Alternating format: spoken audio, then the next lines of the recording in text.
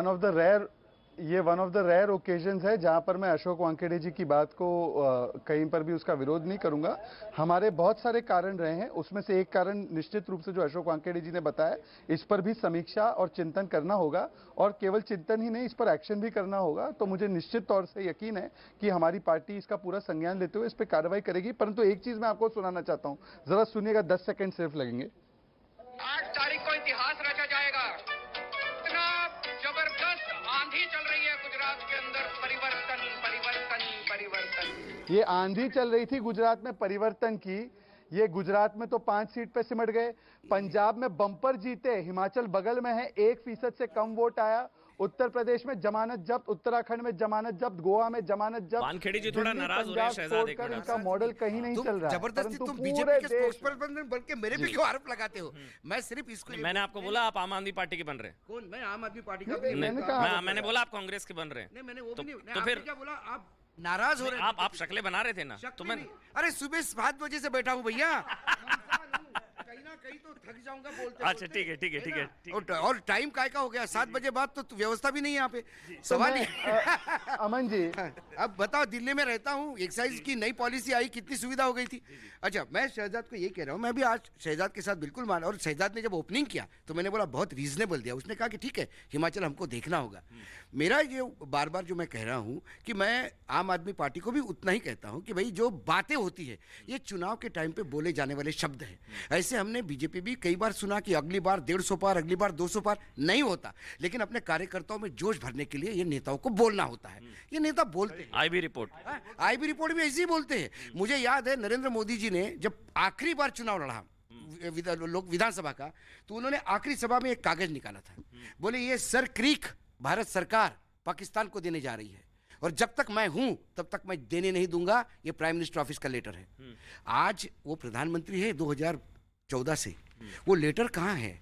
वो सरक्रीक भारत का जो पाकिस्तान को देने जा रहा है उसको एक्सपोज किया जाए, उसको जेल में डाला जाए। लेकिन ऐसी चीजें होती है। वो लेटर कहाँ है आप पूछ रहे हैं? तो आईबी रिपोर्ट भी पूछ लीजिए ना। आईबी तो मैंने बोला ही, मैंने क्या कहा, जितने झूठ चुनाव के टाइम पे, जब मैंने इनको सवाल पूछा था कि एक्साइज की नई पॉलिसी में दुकानें ज्यादा क्यों हो गई, तो अरविंद केजरीवाल ने मुझे बोला कि आपकी सूचना गलत है। इतनी कम दुकानें थी और इतनी बढ़ी है, मतलब दुकानें कम हुई है। 3 दिन बाद उन्होंने 30 चैनल पे कुछ बोला और कुछ बोला। बीजेपी ने पूरा कोलाज बनाया। 8 जगह उन्होंने 8 अलग अलग फिगर बताए। क्या कहे इसको? शुभराज सा, आम आदमी पार्टी की राष्ट्रीय पार्टी बनने की जिद कांग्रेस पार्टी को क्षेत्रीय पार्टी ना बना दे।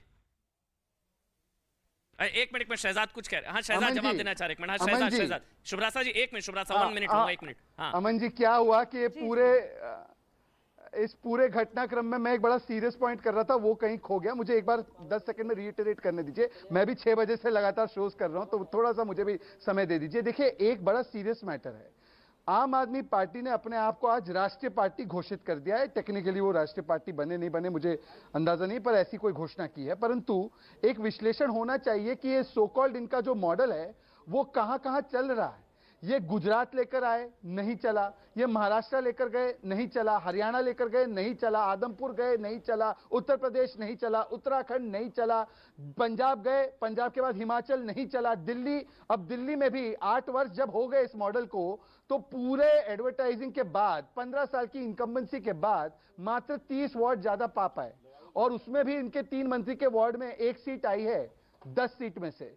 तो मुझे पूछना है इनसे, ये मॉडल जो इसके बारे में बड़ा प्रचार प्रसार करते हैं, विज्ञापन देते हैं, ये मॉडल कहां है और कौन इस मॉडल पे भरोसा रख रहा है या इसको एक्सेप्ट कर रहा है? जरा इसका भी विश्लेषण होना चाहिए। इस मॉडल की पीड़ा अगर कोई जिससे पूछनी चाहिए वो कांग्रेस पार्टी ज्यादा बता सकती है शुभरास्ता।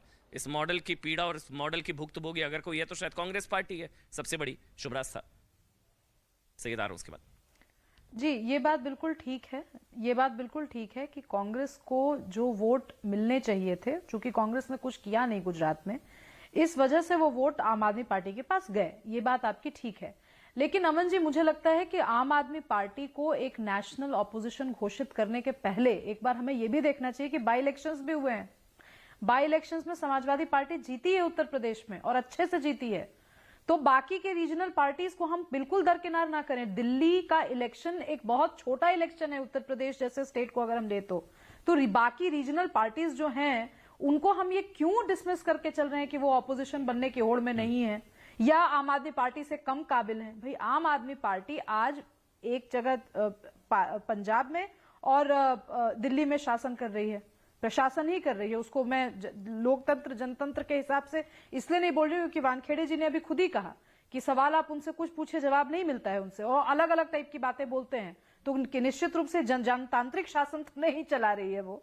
लेकिन खैर वो बाद में, वो पॉलिसी एनालिसिस बाद में हो सकता है। मेरे कहने का अर्थ यह है कि अब इस देश में 2024 का नेशनल वाला जो मामला है वो सेटल्ड है। स्टेट लेवल पर जो भी चुनाव होने वाले हैं या स्टेट लेवल की जो राजनीति है उसमें हर रीजनल पार्टी का अपना महत्व है और हर रीजनल पार्टी अपने काडर को लेकर बहुत आश्वस्त है और अपने काडर के साथ काम कर रही है।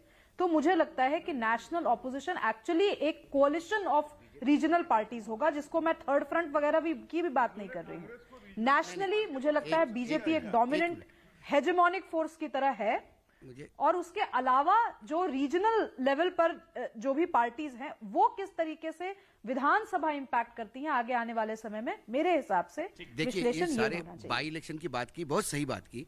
बाई इलेक्शन बिहार में बीजेपी जीती है और वो आरजेडी की सीट थी जो जनता दल यूनाइटेड में ली, वो एक बड़ा गेन है। लेकिन राजस्थान जहां कांग्रेस बुरी तरह से लड़ रही है वहां जीती, और छत्तीसगढ़ में जीती, और बीजेडी ने लाख मत के डिस्टेंस से करीब लीड से वो सीट अपनी रिटेन की है। तो ये भी सही है कि उन्होंने कहा कि आपको बाई इलेक्शंस भी देखने होंगे। लेकिन फिर एक रीजनल पार्टी ऐसी है देश में जो 2 राज्यों में कर रही है। पहला एक उदाहरण है, एक रीजनल पार्टी होते हुए 2 राज्यों में जिसकी सरकार है, दिल्ली और पंजाब, और बाकी जगह सरकार बना पाती है नहीं बना पाती, क्योंकि गोवा में 2-3 बार गए वापस आ गए, आंध्र प्रदेश तो 6% वोट शेयर भी हो गया। सैयद जवाद, कांग्रेस पार्टी से जुड़ा सवाल है। कांग्रेस पार्टी 60 सीटों का नुकसान, आम आदमी पार्टी को 5 सीटों का फायदा। देखिए अब मैं एक चीज तो समझ में आ गई कि जो ब्रांड मोदी है वो गुजरात तक ही सीमित है। हिमाचल के अंदर हमने देखा कि ब्रांड मोदी जो है वो बिल्कुल फेलियर हो गया। राजस्थान के अंदर भी ब्रांड मोदी इतना नहीं चल पाया। छत्तीसगढ़ के अंदर भी ब्रांड मोदी ने काम नहीं करा, मध्य प्रदेश के अंदर भी नहीं करा, और कर्नाटक के अंदर भी नहीं करा। तो ब्रांड मोदी जो है जिसके नाम से बड़ा प्रचार प्रसार, नो डाउट आप कह रहे हैं गुजरात के अंदर उनको एक बहुत बड़ी विक्ट्री मिली है, उसमें कहने में कोई गुरेज नहीं। लेकिन हिमाचल के अंदर भी अगर आप देखेंगे जो हार का सेहरा है वो किस पे सर पे बनना चाहिए, क्योंकि मैं बार बार कह रहा हूं जेपी नड्डा साहब राष्ट्रीय अध्यक्ष भारतीय जनता पार्टी के हिमाचल से आते हैं और हिमाचल ही लूज करा है, और 2012 से ज्यादा खराब परफॉर्मेंस जो है वो इस वक्त बीजेपी की आई है। तो ये तो एक चीज साफ हो गई कि ब्रांड मोदी के नाम से जो मार्केटिंग करी जाती है वो सिर्फ गुजरात तक ही सीमित है। हाँ बताइए। देखिए पहले तो मैं सैयद